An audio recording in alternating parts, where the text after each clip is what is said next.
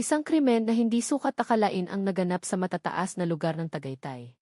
Kumitil ito sa buhay ng dalawang kabataang babae na nasa kasagsagan ng kanilang kabataan.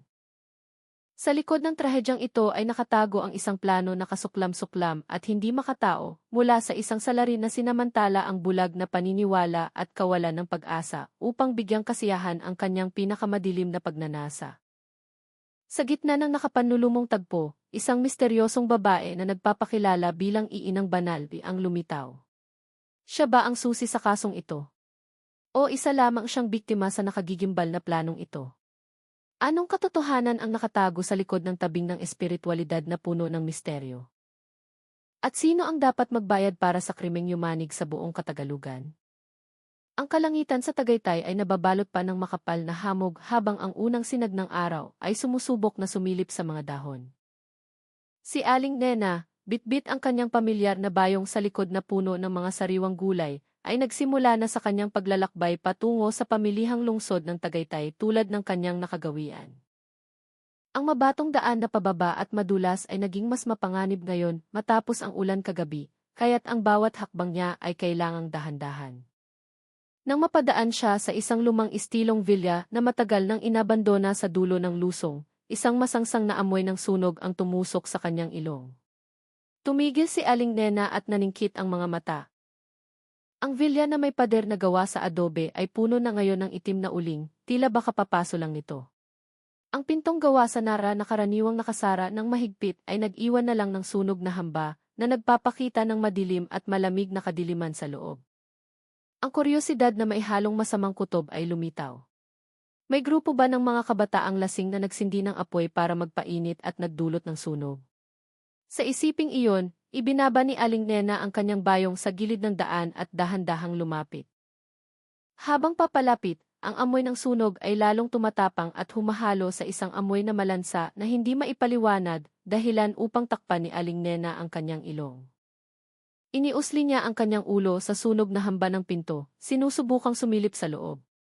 Ang mapusyaw na liwanag ng umaga ay tumama sa loob, na naglantad ng isang tanawin na nagpatigas sa matanda at nagpanginig sa kanyang mga tuhod hanggang sa halos siya ay matumba. Sa sirasirang baldosa ng sahig, dalawang hubad na bangkay ang nakahandusay at hindi gumagalaw. Isang babae ang nakadapa, ang kanyang likod ay puno ng mga saksak na nangitim na. Ang dugo ay natuyo at namuo. Ang isa pang biktima ay nakatihaya na may malaking sugat sa leg. Ang kanyang mga mata ay nananatiling dilat at nakatitig sa kawalan. Ngunit ang pinakamatinding lagim ay hindi pa nagtatapos doon. Nakaupo ng nakalotos, Indian sit, sa tabi mismo ng dalawang bangkay, isang batang babae na nakasuot ng manipis na puting barot saya na may mahabang buhok na kulay platinum na sumasayad sa sahig. Ang kanyang mukha ay napakaganda, ngunit ang kanyang mga mata ay walang emosyon at blanko. Ang kanyang bibig ay walang tigil sa pagbulong ng mga kakaibang salita sa sinaunang Tagalog. Ang kanyang mga kamay ay bumubuo ng kakaibang senyas o di mudra, tila isang babailan na nagsasagawa ng isang sinaunang ritual. Ang nakatatakot at nakagigimbal na tanawin ay nagpahina sa loob ni Aling Nena. Tumili siya ng pagkataas-taas at tumalikod.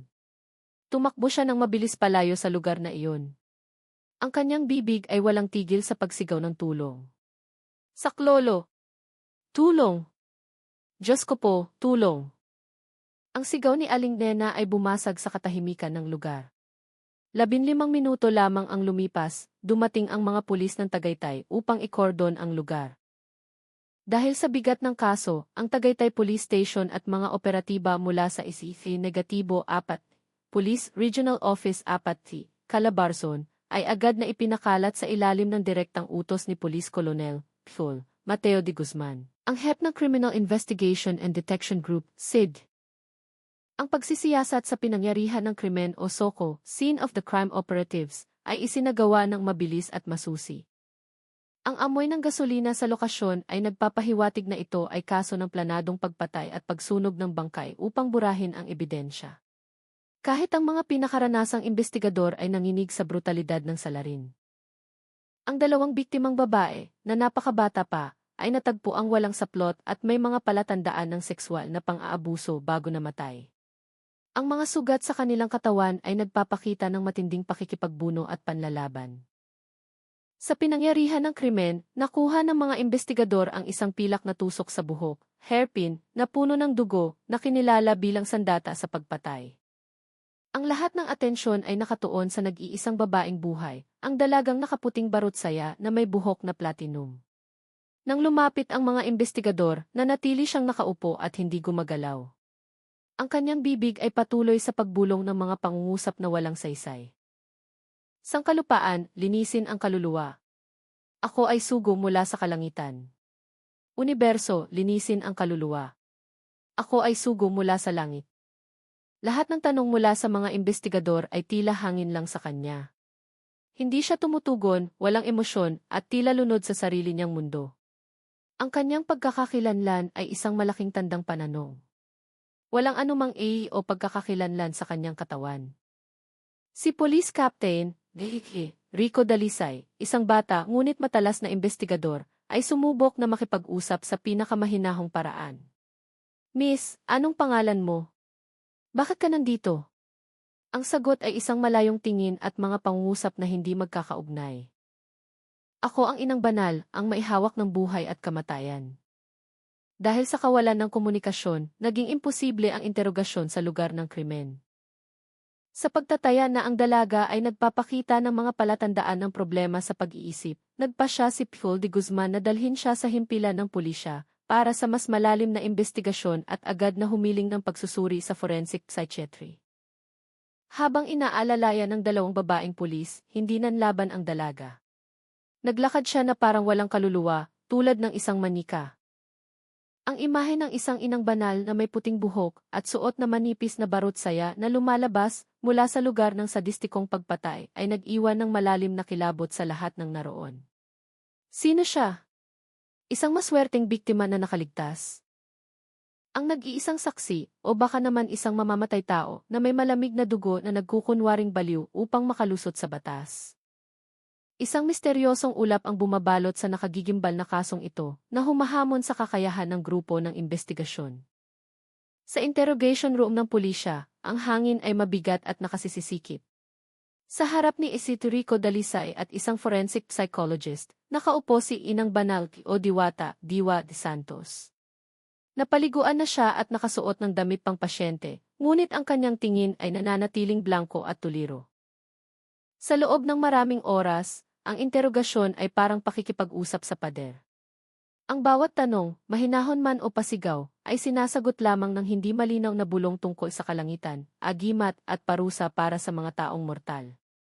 Si Clara Reyes, isang eksperto na may higit sa 20 taong karanasan, ay naghinuha na si Diwa ay nasa kondisyon ng acute psychotic disorder, posibleng dulot ng matinding trauma o impluensya ng droga.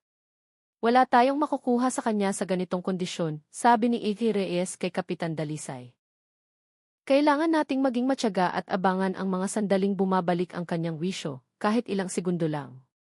Iyon lang ang ating pagkakataon. Nagpasya silang baguhin ang taktika. Sa halip na magtanong ng paulit-ulit, umupo lang sila at nagmasid. Ginamit nila ang cellphone ni Diwa na natagpuan sa pinangyarihan ng krimen. Ipinapanood nilang muli ang recording ng kanyang live session sa TikTok, mga video kung saan nakasuot siya ng puting barutsaya, nagbibigay ng mga espiritual na pangaral, at nagbebenta ng mga himalang gamot o pampahid. Sa una, hindi tumutugon si Diwa. Ngunit ng isang video na nagpapakita sa kanya na sumasayaw at tumatawa ng mag-isa ang ipinalabas, isang kislap ng emosyon ang biglang sumindi sa kanyang mga matang blanko. Ang gilid ng kanyang labi ay nanginig at isang butil ng luha ang dumaloy sa kanyang pisngi. Masakit. Ang ulo ko. Masakit. Biglang hinawakan ni Diwa ang kanyang ulo at dumaing sa Tagalog. Agad na sinamantala ni Reyes ang pagkakataon. Nagtanong siya ng mahinahon, sino ang nanakit sa iyo? Sabihin mo sa amin. Nanginig si Diwa at namaluktot. Ang kanyang mukha ay nagpapakita ng matinding takot. Bumulong siya ng mga salitang walang kahulugan at biglang sumigaw ng isang pangalan sa kanyang takot. Dante! Huwag! Huwag mong paluin! Huwag mo nang i-video! Ang mga pangungusap na iyon ay tumagal lamang ng ilang segundo bago siya muling lumubog sa kanyang pagdedeliryo na ipinagpatuloy ang pagbulong ng kanyang mga mantra. Kahit sandali lang, ang pangalang iyon ay naging unang liwanag na tumago sa makapal na hamog para sa grupo ng investigasyon. Dante. Agad na isinulat ni Isidorico ang pangalan sa kanyang notebook. Isang potensyal na suspect ang lumitaw. Pero sino si Dante? Ano ang relasyon niya kay Diwa at sa dalawang biktima? Ang malaking tanong na iyon ay nangangailangan pa ng sagot. Habang ang interogasyon kay Diwa Santos ay menemuy ng pader, ang pagsisikap na kilalanin ang dalawang biktima ay nagbunga.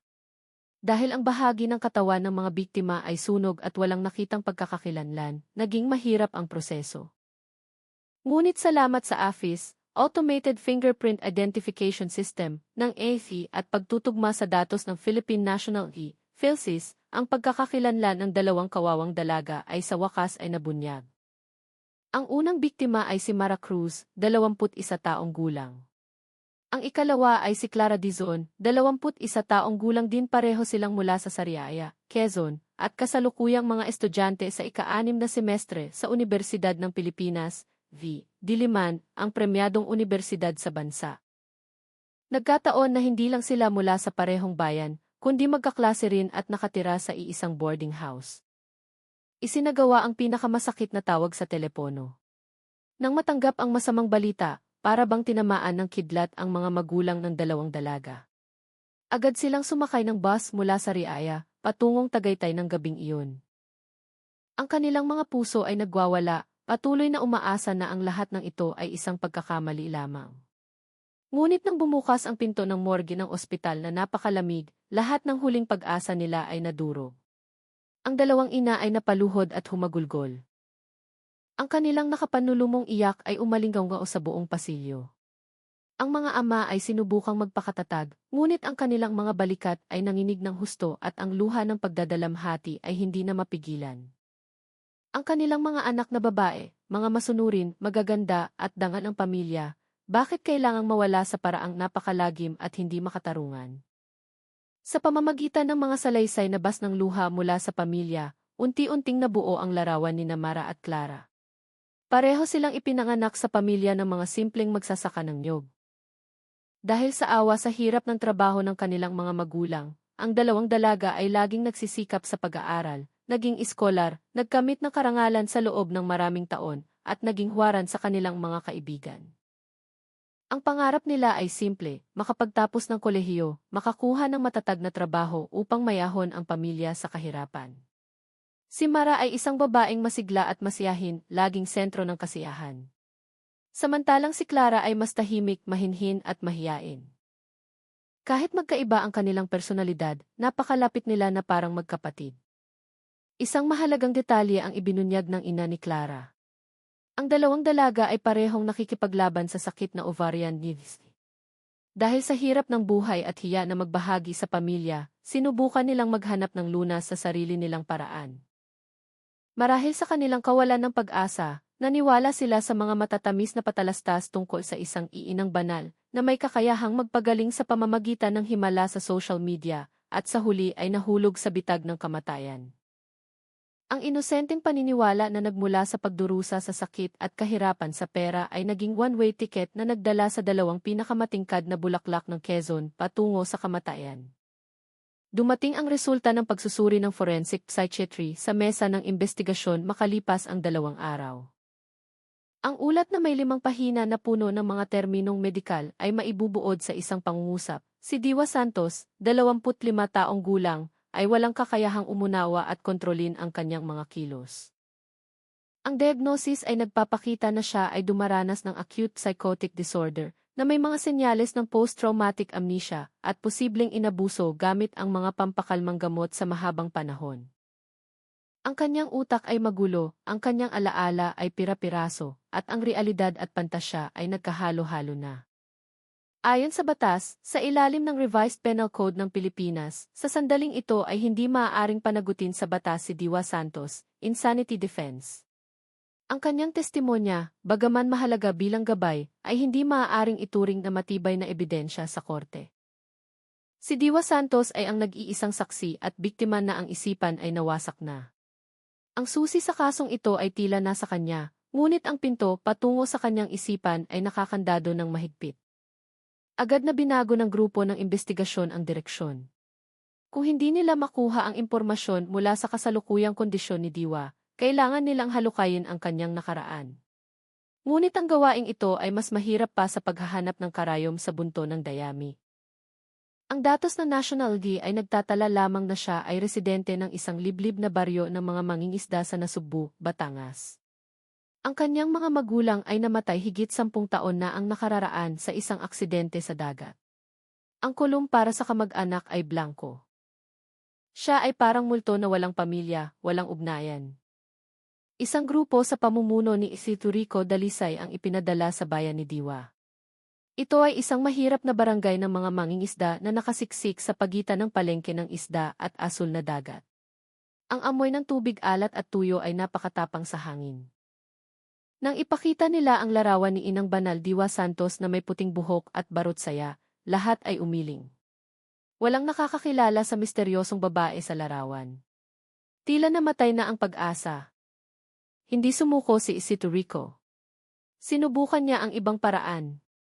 Hinanap niya sa mga lumang archive ang larawan ni Diwa Santos sa kanyang noong siya ay 18 taong gulang pa lamang. Sa larawang iyon, makikita ang isang dalagita na may mahabang itim na buhok, malalaki at malilinaw na mata at ngiting maliwanag.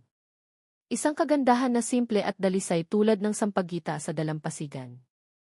May pagtitiyagan niyang dinala ang larawang ito upang itanong sa bawat tao. Sa wakas, nang ipakita ang larawan sa isang ginang na abala sa paglilinis ng isda sa sulok ng palengke, natigilan ang babae. Ang kanyang mga kamay na puno ng kaliskis ay nanginig. Tinitigan niya ang mga pulis ng may pagdududa at pagdurusa. "Mga sir, bakit niyo hinahanap si Diwa? Siya. Gumawa na naman ba siya ng gulo?" Ang babae ay si Ate Susan, pinsan ni Diwa Santos. Ang nag-iisang kamag-anak na natitira sa mundo. Ang pag-uusap ay naganap sa isang maliit at simpleng karinderya malapit sa palengke. Paulit-ulit na ginamit ni Ate Susan ang lailayan ng kanyang lumang damit upang pahiran ang mga luha na dumadaloy sa kanyang mukha na pinatigas ng hangin ng dagat. Sa pamamagitan ng kanyang kwentong putol-putol at puno ng hikbi, isang katauhan ni Diwa Santos na ibang-iba ang lumitaw. Isang nakaraan na tila na ilibing na ay unti-unting nabunyag. Si Diwa. Noong bata pa siya, napakaganda niya, sir, panimula ni Ate Susan. Ang boses niya ay tila nagbabalik tanaw. Hindi siya tulad ng ibang bata sa baryong ito. Maputi siya, itim na itim ang buhok, at ang mga mata niya ay parang bituin. Sa buong baryo ng mga mangingisda, walang dalagang kasing ganda niya. Maagang namatay ang mga magulang niya, kaya tumira siya sa amin ng asawa ko. Kawawa. Ulila na mula pagkabata, pero mabait at matalinong bata siya. Madalas niyang sabihin sa akin, paglaki ko magiging teacher ako, maghahanap ng maraming pera para mapagpatayo ko si Ate Susan ng bahay na bato. Ang alaalang iyon ay nagpaiyak ng tuluyan sa babae. Ikinuwento niya na si Diwa Santos ang dangal at pag-asa ng kanilang mahirap na pamilya. Ang kanyang kagandahan ay tanyag sa buong bayan. Ang mga lalaki mula sa baryo, mula sa ibang bayan, at maging mga anak mayaman mula sa lungsod ay dumarayo para lang makita siya. Pero laging iniingatan ni Diwa ang kanyang sarili. Nakatutok lang siya sa pag-aaral na may pangarap na makaalis sa kahirapang sumasakal sa kanilang baryo. Ang pagbabago sa buhay ni Diwa ay nangyari nang makatapos siya ng high school. Dahil sa matataas na grado, natanggap siya sa kursong education sa Universidad ng Pilipinas, VE, sa Diliman o Maynila. Pero ang matrikula, kahit libre ang tuition, ang gastos sa pamumuhay ay mahal, at gastusin sa Maynila ay masyadong mabigat para sa pamilya ng kanyang pinsan na umaasa lang sa pagtitinda ng isda. Naawa siya sa akin at sa asawa ko na nagtatrabaho ng husto. Kaya sabi niya, wag na lang akong magkolehiyo, dito na lang ako sa bahay tutulong magtinda ng isda. Tumanggi ako. Sabi ko, kailangan mong mag-aral. Ikaw ang pinakamatalino sa pamilyang ito. Ang kinabukasan mo ay hindi pwedeng mailibing dito sa palengke na malansa. Hanggang sa kinailangan nilang isanla ang titulo ng lupa, mangutang kung kani-kanino para magkaroon siya ng sapat na pera pambaon. Sa mga unang araw niya sa Maynila, si Diwa ay nanatiling dalagang probinsyana na masipag at mabait. Madalas siyang tumatawag sa bahay para magkwento tungkol sa pag-aaral at part-time job niya. Pero kalaunan, dumalang ang mga tawag. Nagbago rin ang boses ni Diwa. Hindi na siya nagtatanong tungkol sa lagay sa bahay, tungkol sa bangka o isda. Sa halip, puro reklamo tungkol sa kakulangan at paghanga sa mga kasama niya sa dorm na may mga branded na gamit at mamahaling cellphone. Halos 1 taon ang lumipas, biglang nag-file ng leave of absence, Devi, si Diwa.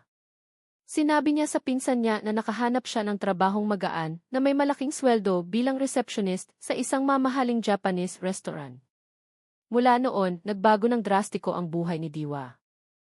Naalala ni Ate Susan ang nag-iisang pagkakataon na umuwi si Diwa sa baryo matapos huminto sa pag-aaral.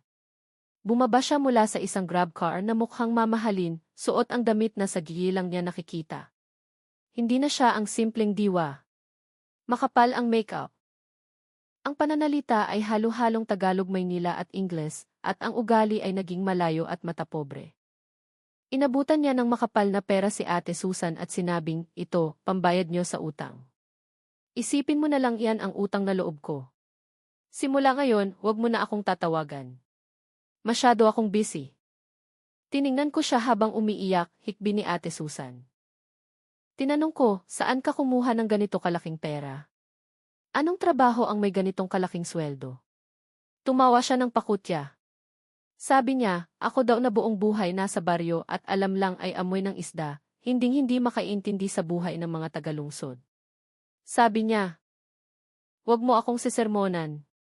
Alam kong nahulog na siya, sir. Isang dalagang walang tinapos, walang trabaho, puhunan lang ang ganda pero namumuhay ng marangya sa Maynila. Anong malinis na daan pa ang pwede niyang tahakin? Nagkaroon ng matinding away. Si Ate Susan, sa kanyang galit at pagkabigo, ay nasampal si Diwa. Iyon ang huling pagkakataon na nagkita sila. Umalis si Diwa Santos ng gabing iyon at pinutol ang lahat ng kontak. Nakaririnig na lang si Ate Susan ng mga chismis mula sa mga kababayan na si Diwa ay namumuhay ng marangya bilang kabit ng isang mayamang opisyal. Ang dignidad at sakit dahil sa pagmamaliit ng kapatid na kanyang minahal ay nagtulak kay Ate Susan na ituring na wala na siyang kapatid. Matapos marinig ang kwento, nakaramdam ng matinding lungkot si Turico at ang kanyang mga kasama. Mula sa isang bulaklak ng dalampasigan, si Diwa Santos ay nilamon ng ipu-ipo ng pera at tukso ng malaking lungsod. Ang kanyang maliwanag na nakaraan at madilim na kinabukasan ay 2 panig na malupit na nagtunggali. At ngayon, ang kanyang isipan ay nawasak na, naging manika sa kamay ng isang kriminal. Ang kriminal na iyon, ang lalaking nagngangalang Dante, ay siguradong sinamantala ng husto ang masalimuot na nakaraan at hindi matatag na mentalidad ni Diwa upang isakatuparan ang kanyang plano. Ang pangalang Key Dante na malabong narinig mula sa pagdedeliryo ni Diwa Santos ay ang gintong palatandaan na hinihintay ng grupo ng investigasyon. Agad na inutusan ni Picol Mateo de Guzman ang isang espesyal na unit upang ituon ang lahat ng puwersa sa pagkilala sa taong ito. Matapos tuntunin ang lahat ng koneksyon, tawag sa telepono, at social media accounts na ginamit ni Diwa, mabilis na natukoy ng mga detective ang isang pangunahing suspect, si Dante Magbanua, 42 taong gulang, na nakatira sa lungsod ng Tagaytay. Ang record ni Dante ay agad na nagpaalarma sa mga investigador. Mayroon siyang madilim na criminal record, ilang beses nang nakulong dahil sa pautang na ay 5 tandang bawas 6 loan sharking, at kasangkot sa mga gawaing premanismo o siga-siga. Inilarawan ng mga kapitbahay si Dante bilang tahimik, bihirang makihalubilo, mainitin ang ulo at higit sa lahat, babaero. Ang mas mahalaga, mayroong puting Toyota Avanza si Dante. Tugma ito sa deskripsyon ng kahina-hinalang sasakyan na nakita malapit sa villa sa Tagaytay noong gabi ng krimen, ayon sa malabong nakita ng ilang residente. Nang magpadala ng subwena sa bahay ni Dante, nakakandado na ito ng mahigpit. Naglaho na siya. Sa pagtataya na tumakas na ang suspect, agad na inilunsad ang malawakang pagtugis, manhunt. Inilatag ang lambat. Ang datos mula sa mga cell tower, GIF, ay nagpapakita na matapos umalis ng Tagaytay, ang cellphone ni Dante ay patuloy na gumagalaw pakanluran patungo sa lalawigan ng Batangas, partikular sa direksyon ng Pantalan. Ang pangunahing lagusan patungo sa mga isla ng Mindoro at Visayas. Kasabay nito, ang sistema ng mga Giphy sa mga pangunahing kalsada ay nagbunga rin. Ang imahe ng puting Toyota Avanza ni Dante ay paulit-ulit na nahagip sa Star Tollway patungong Batangas City. Hinuha ng investigasyon na sinusubukan ni Dante na tumakas patungong Visayas o Mindanao gamit ang barko. Mabilis na binuo ang plano ng paghuli. Ang Tagaytay Police ay agad na nakipag-ugnayan sa Batangas Police Provincial Office at Maritime Group. Naglagay ng mga checkpoint at blockades sa lahat ng pantalan, malaki man o maliit, sa Batangas Port ang larawan at impormasyon ni Dante Magbanua ay ipinadala sa bawat team sa lapangan. Matapos ang halos 2 araw at 2 gabi ng walang humpay na pagtugis, sa hapon ng ikalawang araw, sa mataong parking area malapit sa Batangas Port Terminal, natagpuan ng mga detektive ang puting Toyota Avanza na nakaparada sa isang tago na sulok. Walang tao sa loob. Agad na inilagay sa ilalim ng espesyal na pagbabantay ang buong area ng pantalan. Dose-dosenang operatiba mula sa intelligence unit na nagpanggap bilang mga porter, manininda ng tubig, at pasahero ang humalo sa karamihan ng tao sa pantalan noong dapit hapon. Matapos maghintay ng matyaga, bandang 9:00 ng gabi, isang lalaking nakasuot ng baseball cap na nakayuko ng husto at face mask na tumatakip sa mukha ang nagmamadaling naglakad patungo sa Roro, roll-on roll-off, ferry na paalis patungong Calapan, Mindoro. Kahit sinubukan niyang magdisgise, ang kanyang mga mata na laging alerto at linga ng linga ay hindi nakalagpas sa matalas na paningin ng mga detektive. Tamang-tama nang tumapak ang isa niyang paa sa rampa ng barko, sabay-sabay na kumilos ang ilang team ng mga pulis. Dante Magbanua. Huwag kang kikilos. Police 2. Isang malamig na babala ang bumasag sa karamihan. Nagulat si Dante at lumingon, akmang tatalon sa dagat para tumakas. Ngunit huli na ang lahat. Mahigpit ang pagkakahawak sa kanya. Sa loob lamang ng ilang segundo, ang marahas na lalaki ay naidapa sa sahig na bakal. Ang kanyang mga kamay ay napusasa ng mahigpit. Ang pagtakas ng kriminal ay nagwakas.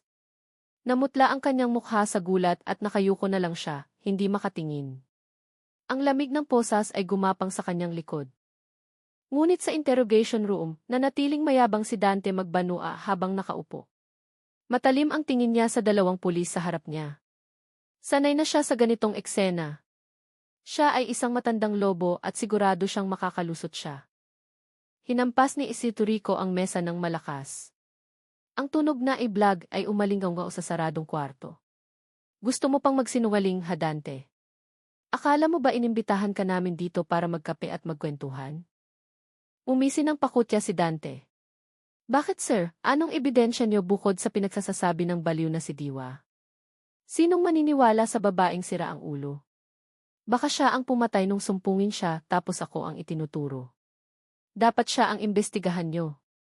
Si Piol de Guzman, na kanina patahimik na nagmamasid, ay inayos ng kaunti ang kanyang salamin. Hindi siya galit, ang boses niya ay patag at dahan-dahan. Ngunit bawat salita ay parang masong tumatama sa dibdib ng kausap. Sa matigas na Tagalog, sinabi niya, Dante, dito sa Cavite at Batangas, marami na akong nakaharap na katulad mo na matigas ang ulo. Kadalasan mabilis silang natatapos sa sementeryo. Wala akong panahon makipagtalo sa'yo. Pagkasabi noon, kalmado niyang inihagis ang tumpok ng mga larawan sa mesa. Ang unang larawan ay ang blown-up na kopya ng fingerprint ni Dante. Inilagay ito katabi ng fingerprint na nakuha sa lig ni Mara Cruz. Sa iyo to, di ba? Malinaw na nakatatak sa katawan ng bata. Gusto mong sabihin tinulungan mo lang siya nung madapa siya. Bahagyang nanigas ang mukha ni Dante, pero nagmatigas pa rin siya. Nakita ko siya, nahawakan ko. Normal lang yon. Normal. Tumawa ng mahina si Piol de Guzman sa baihagis ng pangalawang larawan. Ipinapakita ng litrato ang malalim na kagat sa tenga ni Dante noong siya ay hulihin. Kung ito, normal din ba?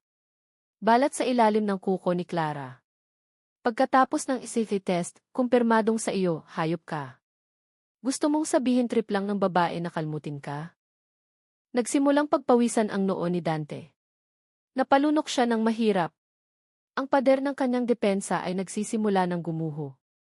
Tumayo si Piol de Guzman, inilapat ang 2 kamay sa mesa, at inilapit ang mukha kay Dante. Ang hininga niya ay amoy sigarilyo. Gusto mo pa makita? Para tapusin na natin ang dula-dulaang ito. Inihagis niya ang huling folder sa mesa na nakabukas at ipinakita ang huling resulta ng mediko-legal. Ang pangungusap na semen samples found on both victims matched the zaki of subject Dante Magbanua ay may pulang salungguhit. Napakalinaw ng ebidensya. Umamin ka man o hindi, mabubulok ka sa kulungan. Pero kung aamin ka, kahit papaano mamatay kang lalaki. Ikwento mo ang lahat para matahimik ang pamilya ng mga biktima. Kung magsisinungaling ka pa, sinisiguro ko sayo. Ang magiging buhay mo sa bilibid ay magiging impyerno. Mamili ka. Ang bigat ng hindi maitatangging ebidensya at ang matinding psychological pressure mula sa veteranong opisyal ay tuluyang nagpabagsak sa mentalidad ni Dante. Hindi na siya ang tusong lobo. Siya ay isa na lamang hayop na nasukol. Hinihingal siya. Ang namumula niyang mga mata ay nanlilisik na nakatingin sa mga papel, tila nakikita ang sarili niyang sentensya. Sa huli, iyuko niya ang kanyang ulo sa mesa. Ang kanyang mga balikat ay nanginig ng husto. Ang kwarto ay tumahimik, tanging ang tunog ng huling pagsisisi mula sa isang demonyo ang naririnig. Aamin na ako. Aamin na ako. Ikukwento ko na ang lahat. Nagsimulang magkwento si Dante. Ang boses niya ay paos at basag. Ang kanyang kwento ay hindi isang pagsisisi, kundi isang detalyadong pagbabalik-tanaw sa isang proseso ng pagkasira, kung paano niya ginawang kasangkapan ang isang tao at kung paano siya binago ng pagnanasa upang maging halimaw. Una kong nakilala si Diwa sa isang high-end hotel sa Parañaque. Mga kasosyo sa negosyo ang nagpakilala, sabi nila may item na high-class, pang-foreigner o big boss lang. Ang presyo ng isang gabi ay katumbas na ng sweldo niyo ng isang buwan. Na-curious ako. Nang pumasok siya sa kwarto, aaminin ko. Nabighani ako. Maganda siya, may dating na mata pobre at elegante. Ang katawan. Wag na nating pag-usapan. Noong gabing iyon, hindi ko lang siya nakatalik, nakausap ko rin siya. At napagtanto ko, ang babaeng ito ay maganda, may class, pero walang laman ang utak. Ang alam lang niya ay pera. Branded na gamit at online casino. Alam ko na ito ang kahinaan niya. Naging regular customer niya ako, nagtatapo ng pera ng walang pag-imbot. Pinapaniwala ko siya na isa akong mayamang negosyante na baliw sa kanya. At dumating din ang araw na hinihintay ko. Natalo siya ng malaki sa sugal. Lubog sa utang sa mga online lending app. Lumapit siya sa akin, umiiyak, nang hihiram ng kalahating milyon. Agad kong ibinigay ang pera ng walang kasulatan. Alam kong ubusin niya ulit yon. At alam ko, simula sa oras na yon, hindi na siya babaeng bayaran na high class. Pag-aari ko na siya. Nang maubos ang pera, pinuntahan ko siya sa kondo niya. Nakaupo siya sa sofa, nanginginig. Hindi ako naningil. Umiti lang ako at sinabing, sa ganda mong yan, bakit kailangan mo ng pera? Gamitin mo na lang ang asset mo pambayad sa akin. Sumigaw siya, minura ako. Tinawag akong tarantado. Sinampal ko siya ng malakas. Sinabi ko ng malinaw, simula ngayon, aso na kita. Ano mang iutos ko, gagawin mo. Bawat gabi na kasama mo ako, babawasan ko ng 5,000 ang utang mo. Magbilang ka na lang hanggang sa mabayaran mo. Umiyak siya, nagmakaawa, pero sa huli kinailangan pa rin niyang maghubad. Iyon ang mga araw na pinakamasarap para sa akin. Hindi ko lang nakuha ang katawan niya. Niyurakan ko rin ang dignidad niya. Tuloy ang buhay. Naging mas tahimik at depressed si Diwa. Tapos may nangyaring disgrasya. Isang grupo ng ibang pinagkakautangan niya ang humarang at bumugbog sa kanya. May tracker ako sa phone niya, kaya nakita ko siyang nakahandusay sa gilid ng kalsada. Duguan ang ulo. Hindi ko siya tinulungan dahil sa awa. Simple lang. Gamit ko siya. Walang pwedeng sumira sa kanya nang walang pahintulot ko. Dinala ko siya sa ospital. Sabi ng doktor, may severe brain injury siya. Pwedeng mawala ang alaala. Nang magising siya, talagang naging ibang tao na siya. Hindi niya ako kilala. Tuliro siya na parang bata, naniniwala sa kahit anong sabihin ng tao. Minsan nakaupo siya mag-isa. Bumubulong ng mga dialog mula sa mga teleserye o palabas tungkol sa mga espiritu na madalas niyang panoorin noon. Sumasayaw-sayaw siya, sinasabing siya ay diwata, isang inang banal. Sa una, naiinis ako, pero naisip ko, higit pa ito sa gintong minahan. Isang magandang manika, masunurin. At medyo baliw na mistikal. Dinala ko siya sa bahay sa Tagaytay, nagsinungaling sa mga kapitbahay na pinsan ko siyang may sakit. Sinimulan ko ang plano ko. Binilhan ko siya ng isang aparador na puno ng puting barot saya o kamison. Lahat manipis. Dinala ko siya sa salon. Pinakulayan ko ng platinum white ang buhok niya. Ang itsura niya noon ay parang engkanto. Tinuruan ko siya ng mga kung ano-anong orasyon na inimbento ko lang. Tapos pinag-live selling at streaming ko siya. Hindi ko akalain na ang ganda at pagkabaliw niya ay may hatak sa tao. Ang mga lalaki. Baliw sa ganda niya. Ang mga babae, naniniwala sa mga pinagsasasabi niya. Ang mga tinitinda kong agimat at halamang gamot, ubos lagi. Pero kulang ang perang iyon. Kapag nasa pinakamalalang kondisyon siya, para lang siyang katawan na walang kaluluwa. Hindi ko mapigilan. Ginagalaw ko siya. Hindi siya nanlalaban. Nakahiga lang. Nakatitig sa kisam. Bumubulong ng orasyon. Vine video ko iyon. Video ng isang inang banal na binababoy. Binibenta ko sa mga dark web sa abroad, kumikita ng malaki. Nang makita ko na maraming babaeng may sakit ang lumalapit sa kanya, isang mas karumal-dumal na plano ang nabuo. Hinahaluan ko ng pampatulog na mataas ang dosis ang banal na tubig o langis na ibinibigay ni Diwa. Kapag tulog na sila, ako ang gumagalaw. Kinakalagkad ko sila sa kwarto, ginagawa ang kababuyan ko habang nasa tabi si Diwa. Si Diwa naman, nawala sa sarili, minsan nagigising. Pumapalakpak at tumatawa na parang nanonood ng palabas. Wala siyang kamalay-malay sa krimeng nangyayari. Nire-record ko ang lahat. Hanggang sa dumating sina Mara at Clara. Nang pumasok sila sa bahay, alam kong iba sila. Napakaganda nila. Kagandahang dalisay at inosente. Ang uri ng ganda na mayroon si Diwa dati. Ang pagnanasa ko ay nag-alab ng higit pa sa dati. Nakahanda na ako ng villa sa Tagaytay. Ang plano ko, pagkatapos, dadalhin ko sila doon. Ikakadena at gagawing personal na alipin. Ginamit ko ang parehong estilo, pinainom sila ng tubig. Nang mawalan ng malay ang dalawa, kinalagkad ko sila sa kwarto. Si Diwa noon ay nakaupo ng nakalotos sa kama. Bumubulong ng orasyon. Nakikita niya ang lahat ng ginagawa ko sa dalawang dalaga ng blanco at walang emosyon. Pero mali ang tansa ko. Si Clara, siguro dahil mas malakas ang katawan, nagising ng mas maaga. Dumilat siya, nakita ang nangyayari at sumigaw ng histerikal. Nagising din si Mara. Nang makita ang kaibigan niya na hawak ko, naging parang mabangis na hayop si Mara. Sinugod ako. Kinalmot at kinagat ang tenga ko hanggang sa halos maputol. Ang sakit at takot na mabuko ang plano ko ay nagpawala sa katinuan ko. Nagdilim ang paningin ko. Nakita ko ang tusok sa buhok na pilak na nakatusok sa pusod ni Diwa. Nakaupo pa rin siya doon sa kama. Dilat na dilat ang mata habang pinapanood kaming magbuno. Inagaw ko ang tusok sa buhok. Tumalikod at itinusok ng buong lakas sa liig ni Mara. Sumirit ang dugo, bumagsak siya agad. Si Clara na nakakita noon ay nanigas. Sinugod ko siya, tinakpan ang bibig, at gamit ang parehong tusok, sinaksak ko siya ng paulit-ulit. Naging tahimik ang kwarto. Tanging ang hingal ko at ang mahinang kanta ni Diwa ang naririnig. Nagsimula siyang kumanta ng ili-ili tulog anay, gamit ang boses na napakalinaw. Nakikilabot pakinggan sa gitna ng duguan na paligid. Doon ko nalaman na talagang hindi na siya tao. Alam kong hindi ako makakatakas. Pero kailangan kong subukan. Kinalagkad ko ang bangkay ng dalawang dalaga sa gitna ng kwarto.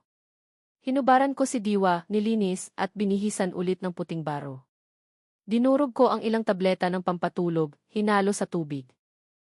At ipinainom sa kanya. Gusto kong siguruhin na mahimbing ang tulog niya at wala siyang maalala. Inilagay ko siya sa tabi ng dalawang bangkay. Gusto kong gumawa ng peking crime scene.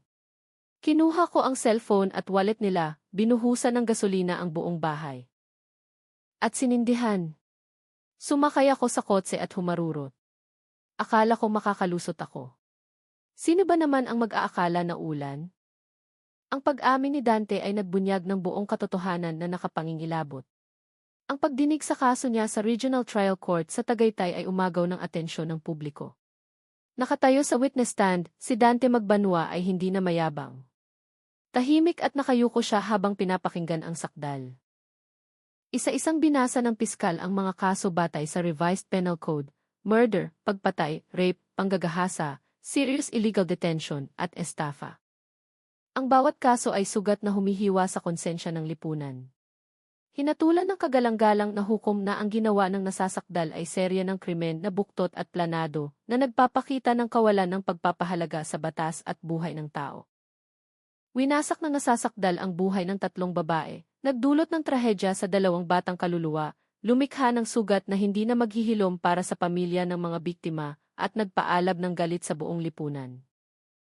Ang kanyang pag-ugali ay hindi katanggap-tanggap at wala ng pag-asa para sa rehabilitasyon.